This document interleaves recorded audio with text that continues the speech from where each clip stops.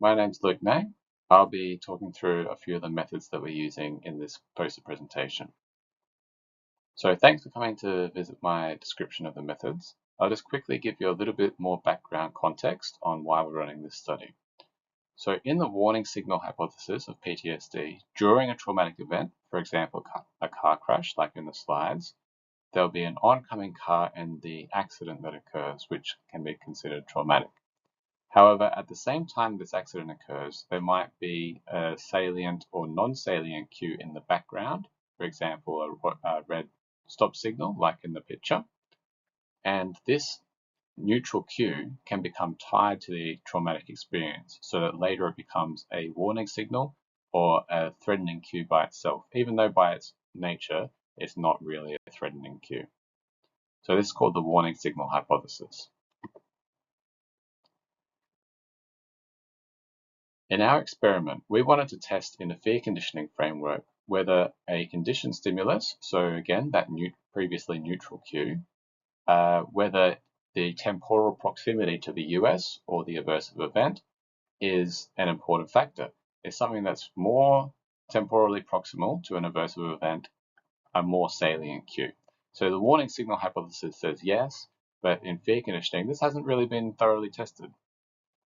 So we ran a standard fear conditioning experiment where we had faces as the conditional stimulus, so that neutral cue, and a shock as a unconditional stimulus, or the aversive event. The outcome measures were skin conductance responses and ratings of conditional stimulus pleasantness, so subjective ratings. Now, the next few slides will just take us through a few of the methodological methods that we used, just so you can get an idea of how this went.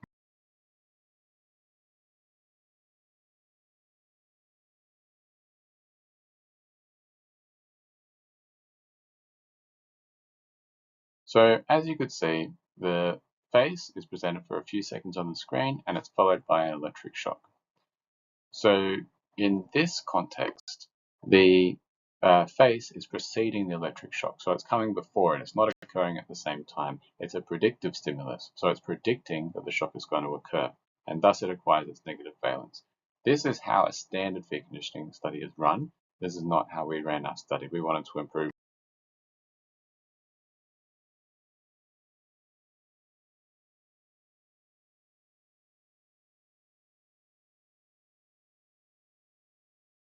So as you saw on that example, the way that we ran the experiment was that we had the first phase presented as a predictive stimulus as normal, but then when the shock occurs, it coincides with another phase presentation.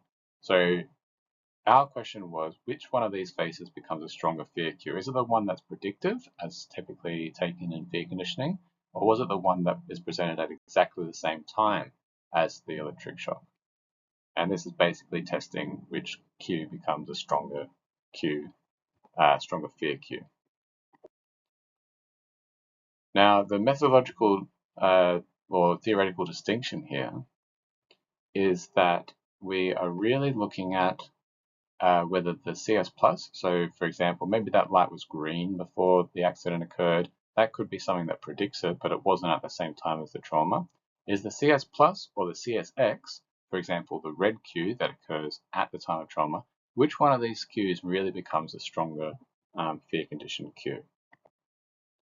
So we had two groups of participants. Both went through the standard set of extinction like we've just gone through, but group CS plus saw the CS plus, so the predictive stimulus, during extinction. So when this is presented multiple times throughout extinction without any negative reinforcement, so there's no more shocks, it becomes a safety signal.